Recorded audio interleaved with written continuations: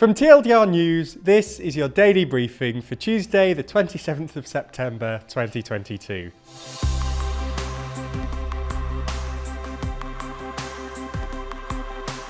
If you're wondering why I'm dressed like Sherlock Holmes, that's because last week we hit a huge milestone on the channel. We hit 100,000 subscribers, which is something we genuinely didn't expect to happen so quickly. As such, for every subsequent episode this week, I'm going to be dressed up in the intro and outro of the briefing. God knows why, Jack just promised this while I was on holiday. Anyway, thank you to everyone who's watched, subscribed, liked and commented. A special thank you to everyone who watched, listened to or read the original briefing last year and stuck with it throughout. We've made hundreds of episodes of the briefing now, and it's genuinely heartening to know that so many people find it a useful resource. Today we're going to be talking about the fake Russian referendums in Ukraine. We'll also be discussing three of today's other important stories and discussing what's going on in Ukraine with TLDR News global lead writer Zach. But first, the Russian referendums. While the war in Ukraine is not exactly going well for Russia at the moment, they have managed to hold on to territory in the east of the country, such as the Donetsk and Luhansk regions. For now, they are in Russian hands, and President Putin intends to keep it that way. That's why he's in the process of holding self-styled referendums in these regions, alongside the southern regions of Kherson and Zaporizhia. Today is the last 5 days of balloting, with suggestions from the likes of the UK's Ministry of Defence that Putin will announce the formal annexation of the four regions at a joint session of the Russian Parliament on Friday. In total, the four regions undergoing the referendums cover some 15% of Ukraine's national territory, an area equivalent in size to Hungary. Obviously, much of the international community has rejected these referendums, calling them illegitimate. International groups such as the OSCE have claimed that a yes vote is already beyond doubt. The Ukrainian government and its Western allies have denounced the referendums as a sham, like they did with the Crimea referendum in 2014, and vowed not to recognise the results. By staging these referendums and formally announcing the annexation of the four Ukrainian regions, there is a fear that Moscow may declare any attacks on the areas as an attack on Russia itself and use it to justify a military escalation. Balloting has been held at polling stations, but also in a door-to-door manner for security reasons, according to Russian state news agency TASS.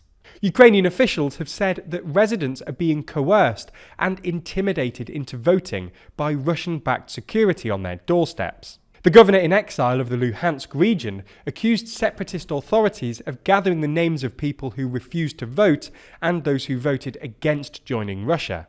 An advisor to Ukraine's President Zelensky told a Swiss newspaper that Ukrainians who collaborate in holding the referendums will face treason charges and at least 5 years in jail.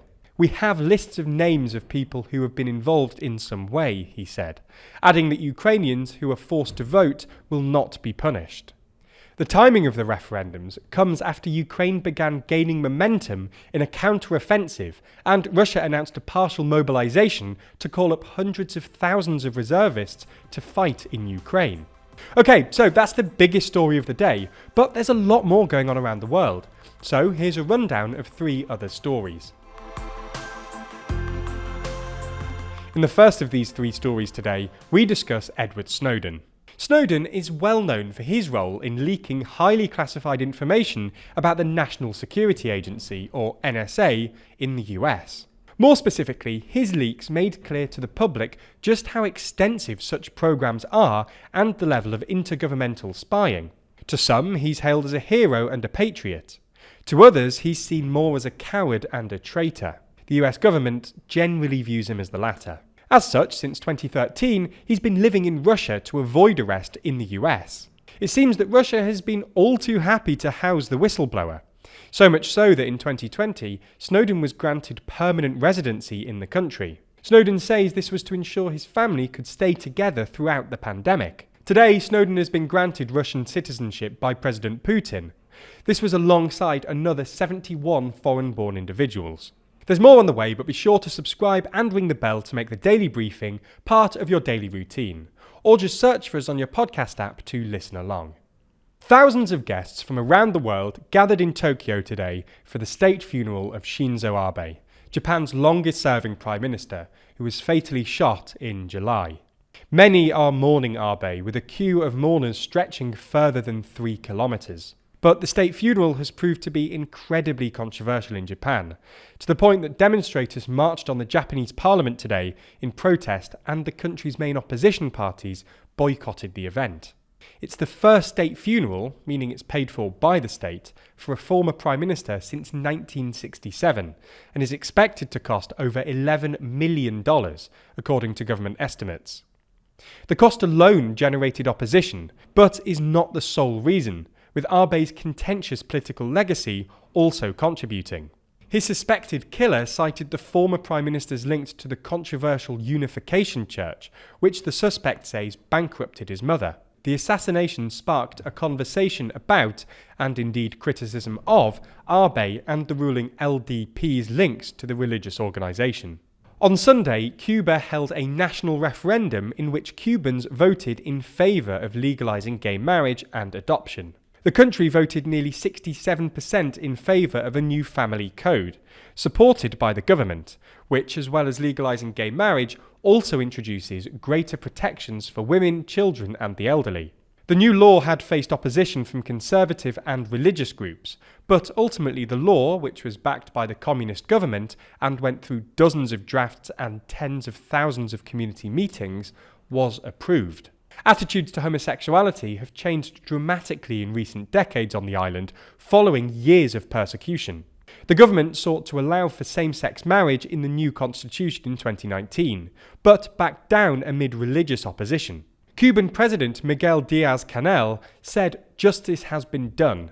It is paying off a debt with several generations of Cuban men and women whose family projects have been waiting for this law for years. That's all we have time for on YouTube today, but if you want to see our discussion of what's going on in Ukraine, then watch the extended ad-free edition of the Daily Briefing over on Nebula.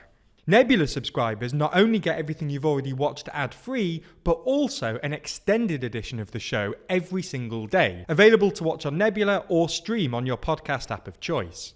So if you want to support the channel and get a more extensive daily briefing every day, you'll want to sign up. And there's good news. Our friends at CuriosityStream, the streaming service which offers some of the best documentaries, is offering a deal whereby you can get both platforms, CuriosityStream and Nebula, for less than $15 a year. That's all the best documentaries you could want on CuriosityStream, and then more TLDR on Nebula, including the extended briefing, other full exclusive TLDR videos, and it's always ad-free. Click the link below to get both services for less than $15 a year and support the channel.